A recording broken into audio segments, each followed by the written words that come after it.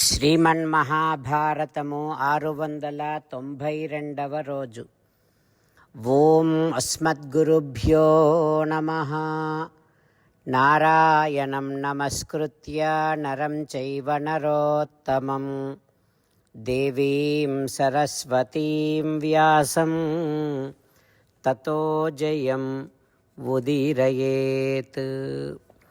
శ్రీమన్మహాభారతము 3వ పర్వము, వనపర్వము లేదా అరణ్య పర్వము. అందులో 2వ అధ్యాయము. సూత మహానుభావుడు శౌనకాది మహర్షులందరికీ ప్రవచనం చేస్తూ ఈ రకంగా చెబుతూ ఉన్నాడు.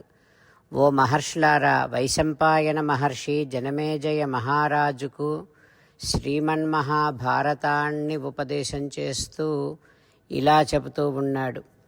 ఓ రాజా, ధర్మరాజు శౌనకుడు అనేటటువంటి బ్రాహ్మణోత్తముడితో ఈ రకంగా చెబుతూ ఉన్నాడు. ఓ బ్రాహ్మణోత్తమా, అతిథి, ఇంటికి వచ్చినటువంటి అతిథిని ఆదరంగా చూడాలి, అతనిని గౌరవించాలి. ఇది సనాతనమైనటువంటి ధర్మం. ఇంకా అగ్నిహోత్రం, అతిథులు, బంధువులు, పుత్రులు, భార్య, సేవకులు, ఇంట్లో ఉన్నటువంటి ఆవులు, జ్ఞాతులు, వీరిని గృహస్థు యథోచితంగా గౌరవించాలి. అట్లా చేయకుంటే నిర్దహేయు అపూజితాః, అట్లా చేయకుంటే వారి కోపాగ్నిచే గృహస్థుడు దహింపబడతాడు. ఓ శౌనక, కేవలం ఆత్మార్థం పాచయేన్నాన్నం న వృధా ఘాతయేత్ పశూన్. కేవలం తన కోసమే అన్నం వండుకోకూడదు, పశువులను హింసింపకూడదు, విధిపూర్వకముగా దేవతాదులకు సమర్పింపని దానిని తాను కూడా తినకూడదు. కుక్కలకు, చెండాలురకు, పక్షుల కోసం, వీటి కోసం నేలపైన అన్నాన్ని విడిచిపెట్టాలి. ఉదయము సాయంకాలము ఇట్లా ఇవ్వటాన్ని వైశ్వదేవము అని అంటాం. ఇంటిలో అందరికీ పెట్టగా మిగిలిన అన్నమును విఘసము అని అంటారు. వైశ్వదేవము చేసిన తర్వాత ఉన్న అన్నాన్ని అమృతం అంటారు. అందువల్ల గృహస్థు నిత్యము విఘసాసి అమృత భోజనుడు కావాలి. అంటే అందరికీ పెట్టగా మిగిలిన అన్నాన్ని తినాలి. యజ్ఞశేషమైనటువంటి వైశ్వదేవము చేశాక ఉన్నటువంటి అన్నాన్ని తినాలి గృహస్థు. ఓ శౌనక, అతిథి పైన దృష్టి పెట్టాలి. చక్షుర్దద్యాన్ మనోదద్యాత్ వాచం దద్యాచ్చ సూనృతాం అనువ్రజేత్ ఉపాసీత స యజ్ఞః పంచదక్షిణః. అతిథి పైన దృష్టి పెట్టాలి, మనస్సు పెట్టాలి, సత్యమైనటువంటి మధుర భాషణము చెయ్యాలి. అతిథితో వెళ్ళేటప్పుడు అతనిని అనుసరించాలి. అతను ఇంటిలో ఉన్నంతసేపు, అతిథి ఇంటిలో, మన ఇంటిలో ఉన్నంతసేపు అతనితో గడపాలి. ఇదే స యజ్ఞః పంచదక్షిణః, 5 దక్షిణలతో కూడినటువంటి అతిథి యజ్ఞము. ఓ శౌనక, ఇక బాటసారికి ఎంతో ప్రసన్నతతో అన్నం పెట్టాలి. ఆ బాటసారి అపరిచితుడే అయినప్పటికీ ప్రసన్న వదనముతో అతనికి అన్నం పెడితే ఆ విషయములో గృహస్థునికి ఎంతో పుణ్యము లభిస్తుంది అంటూ ధర్మరాజు శౌనకునితో మాట్లాడుతూ ఉన్నాడు. ఆ తర్వాత ఏం జరుగుతుందో రేపు తెలుసుకుందాం. జై శ్రీమన్నారాయణ. జై శ్రీమన్నారాయణ. అమ్మా నాన్నలకు సాష్టాంగ నమస్కారం చేద్దాం. మన ఆచార్యవర్యుల శ్రీచరణారవిందములకు సాష్టాంగ నమస్కారం చేద్దాం. శ్రీ వేదవ్యాస మహర్షుల వారి దివ్య పాదారవిందములకు సాష్టాంగ నమస్కారం చేద్దాం. శ్రీ విఘ్నేశ్వర స్వామి వారి శ్రీచరణారవిందములకు సాష్టాంగ నమస్కారం చేద్దాం.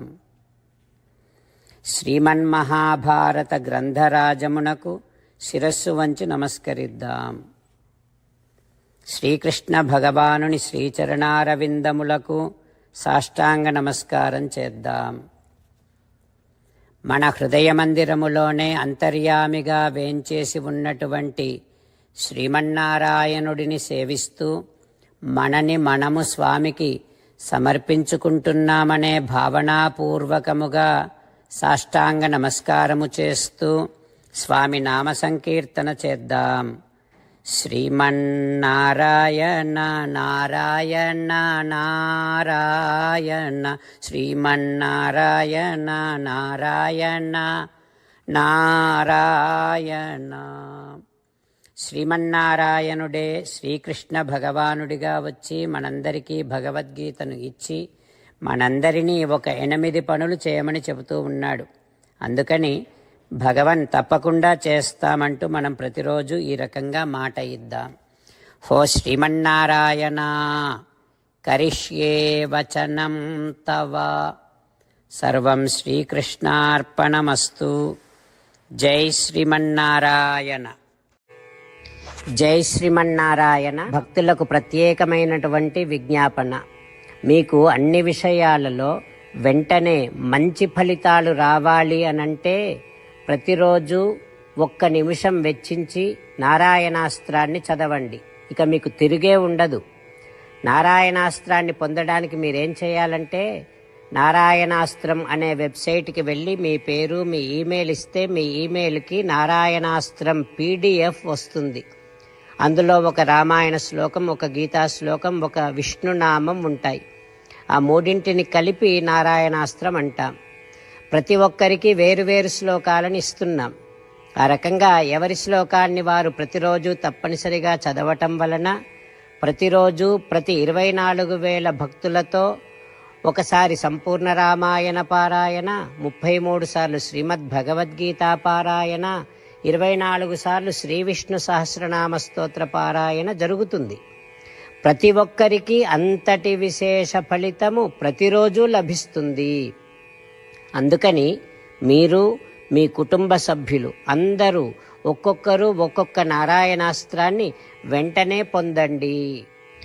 జై శ్రీమన్నారాయణ. శ్రీమద్ భగవద్గీత సారాంశముగా 18వ అధ్యాయములో 65 నుంచి 69 శ్లోకముల ద్వారా శ్రీకృష్ణ భగవానుడు మనందరినీ ఒక 8 పనులు చేయమని చెబుతూ పరమాత్మ ఈ రకంగా అంటూ ఉన్నాడు. ఎవరెవరైతే నేను చెప్పిన ఈ 8 పనులు చేస్తారో వారందరూ నాకు చాలా ఇష్టమైన వారవుతారు.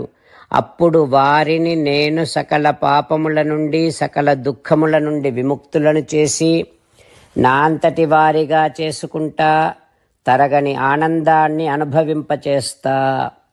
నిజమే చెబుతున్నా, ప్రమాణము చేసి చెబుతున్నా అంటూ సాక్షాత్తుగా దేవదేవుడైన శ్రీమన్నారాయణుడైన శ్రీకృష్ణ భగవానుడే మనను ఈ 8 పనులు చేయమని చెబుతూ ఉన్నాడు కనుక హో శ్రీమన్నారాయణ కరిష్యే వచనం తవ తప్పకుండా చేస్తా, నువ్వు చెప్పినట్టే చేస్తా అంటూ మనం ప్రతిరోజు దేవదేవుడైన శ్రీమన్నారాయణుడికి ఈ రకంగా మాట ఇద్దాం.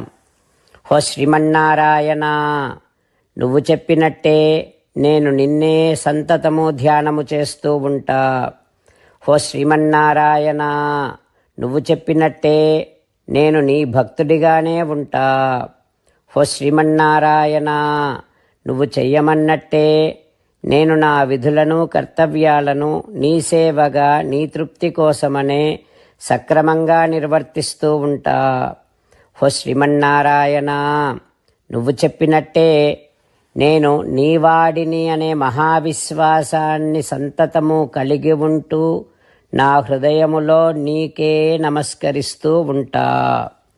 హో శ్రీమన్నారాయణ మామేకం శరణం వ్రజ నన్నొక్కడిని మాత్రమే శరణు వేడుకో అని నువ్వే అన్నావు కనుక నేను నిన్ను ఒక్కడిని మాత్రమే శరణు వేడుకుంటా. హో శ్రీమన్నారాయణ మా శుచః, ఇక దుఃఖించకు అని నువ్వే నాకు భరోసా ఇస్తూ ఉన్నావు కనుక నేను ఇక దుఃఖించను. హో శ్రీమన్నారాయణ, నువ్వు చెప్పినట్టే నువ్వు నా కోసమని చెప్పిన శ్రీమద్భగవద్గీతను ఎప్పుడో ఒక్కసారి కాకుండా ప్రతిరోజు కనీసం ఒక్క శ్లోకాన్నైనా అనుసంధానము చేస్తూ గీతోపదేశాన్ని జ్ఞాపకం చేసుకుంటూ ఉంటా. హో శ్రీమన్నారాయణ, నువ్వు చెప్పినట్టే నువ్వందరి కోసమని చెప్పిన శ్రీమద్భగవద్గీతను తెలియని భక్తులందరికీ తెలియచేసే నా వంతు ప్రయత్నాన్ని నిరంతరము కొనసాగిస్తూనే ఉంటా. హో శ్రీమన్నారాయణ, నేను నువ్వు చెప్పినట్టే చేస్తా, నీకు నచ్చినట్టే ప్రవర్తిస్తా, నీకోసమే పని చేస్తూ ఉంటా. కరిష్యే వచనం తవ. సర్వం శ్రీకృష్ణార్పణమస్తు. జై శ్రీమన్నారాయణ.